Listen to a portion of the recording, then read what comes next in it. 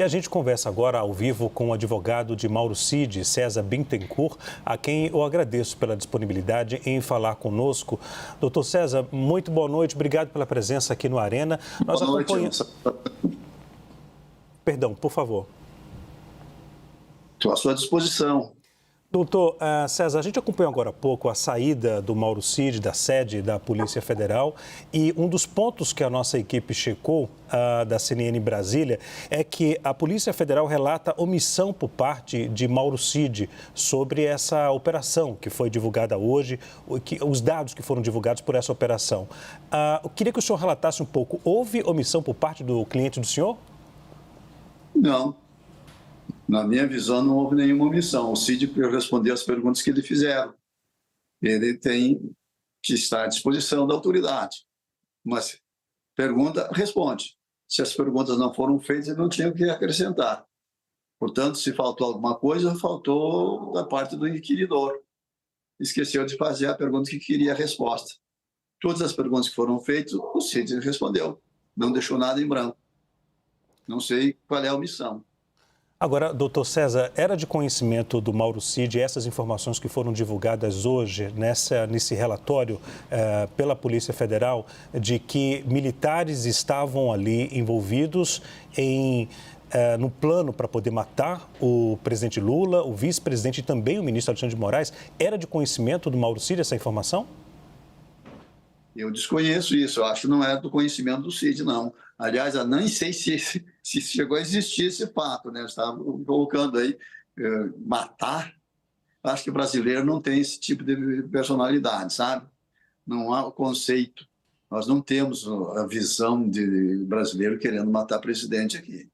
Pois então, na realidade, eu não vejo como omissão. Eu tenho a impressão que é uma fantasia, é uma criação de algo inexistente. Eu, concretamente, desconheço essa possibilidade, essa hipótese de que alguém pudesse querer matar este ou aquele presidente.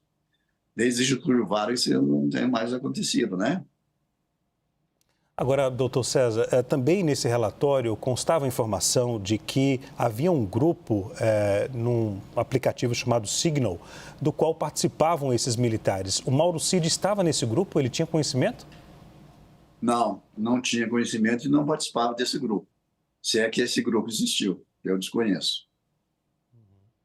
Sobre a informação que também foi divulgada no relatório sobre a possibilidade do ex-presidente Jair Bolsonaro ter redigido e ter reescrito uma trama, um documento, um decreto que previa um golpe de Estado.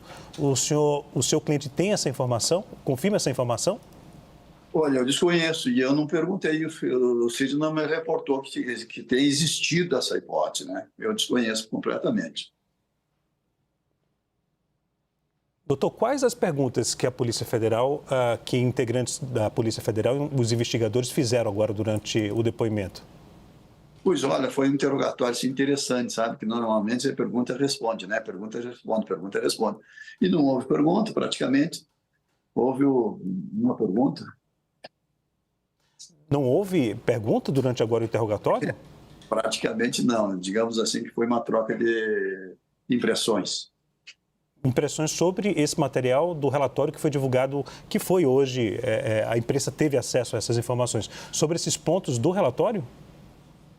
Sabe que eu não tive acesso à manifestação da imprensa hoje sobre o que andaram debatendo, até porque pela manhã eu estive no meu escritório fechado, e durante a tarde eu fui para a Polícia Federal. Então, praticamente não tive acesso ao que a imprensa publicou. Doutor César, sobre a possibilidade de reincidir o Supremo Tribunal Federal, tentar reincidir o acordo de delação premiada. Isso já foi falado para o senhor? Há essa possibilidade? Como é que a defesa pensa sobre isso? Eu não acredito que o Supremo Tribunal Federal esteja pensando em rescindir a liberdade condicional do Cid, até porque não é motivação para isso. Para que exista a possibilidade de rescindir uma liberdade condicional, é preciso que, durante o cumprimento dessa liberdade, o cidadão incorra em alguma infração, descumpra alguma condição. E pelo que eu conheço, pelos fatos que nós temos, o Cid não praticou nenhuma infração e não descumpriu nenhuma condição que ele foi imposta. Então, por isso, na visão da defesa, não tem sentido a postulação da rescisão do livramento condicional. Ele está cumprindo há 1 ano e meio já. Se essa possibilidade for colocada em discussão, doutor César, como é que a defesa vai reagir? Perdão, pode repetir? Se essa possibilidade de reincidir, de cancelar o acordo de delação premiada, como é que a defesa trabalha pensando já lá na frente? Pensando já lá na frente, em primeiro lugar, a defesa não acredita que essa hipótese venha a ocorrer. Se vier a ocorrer, nós vamos postular que não seja concedido, que seja indeferido tal postulação. E como nós temos 11 ministros do Supremo Tribunal Federal, é um colegiado, nós acreditamos que temos condição, sim, de manter a liberdade condicional como está sendo cumprida hoje. Doutor César, outro questionamento em relação a como é que o senhor classifica essas informações que foram divulgadas hoje sobre essa trama que foi criada por alguns militares na tentativa de um plano para matar o presidente da República e também outros integrantes, como o ministro do Supremo Tribunal Federal? Em primeiro lugar, eu não vi nada hoje da imprensa sobre nada, porque de manhã eu estive no escritório fechado e à tarde eu fui para a Polícia Federal, não vi e não li absolutamente nada, mas eu não acredito nesse tipo de coisa. Me parece uma história da carochinha. E, de qualquer forma, se houve, se não houve, se pensaram ou não pensaram, eu não sei, mas tenho certeza de uma coisa, o Cid não participou de nada. Doutor César, o Mauro Cid apagou algum dado do telefone dele ou então de computadores que foram acessados pelos investigadores da Polícia Federal? Desconheço. O Cid teve um celular lá atrás que ele deletou. Não me lembro exatamente se era o celular dele, se era de quem, mas deletar mensagens individuais desse ou daquele cidadão, dessa ou daquela autoridade, realmente o Cid não fez. Okay. O senhor nega, então, que haja algum tipo... Não nega, mas que o senhor não tem conhecimento de que o seu cliente apagou algum material, algum arquivo do celular ou de um computador? Eu não nego nada, né, porque eu não sou acusado de nada. De qualquer forma, eu não tenho conhecimento realmente que isso tenha ocorrido, né, por parte do Cid. Ok. Doutor César, eu vou chamar agora para a nossa conversa também a Juliana Lopes e também o Vitor Irajá, que também tem perguntas para poder fazer para o senhor. Vou começar com a Juliana. Juliana? Doutor, queria entender um ponto importante, porque hoje a gente teve acesso a conversas trocadas entre Mauro Cid e um dos militares que foi alvo da operação hoje. E num primeiro momento eles tratavam sobre uma reunião na casa de Braga Neto, que provavelmente foi a reunião para tratar sobre um ato contra Alexandre de Moraes e, num segundo momento, sobre o pagamento para essa operação, para essa missão. Queria entender como o Mauro Cid nega saber sobre essa atuação dos militares nesse plano, se ele trocava mensagens com esses militares. Eu desconheço e ele também desconhece. Eu não vi a notícia, não sei exatamente do que se trata, porque eu estive, como disse antes, a manhã toda no escritório e de tarde lá na Polícia Federal. Então, não acompanhei a mídia, não sei o que foi publicado.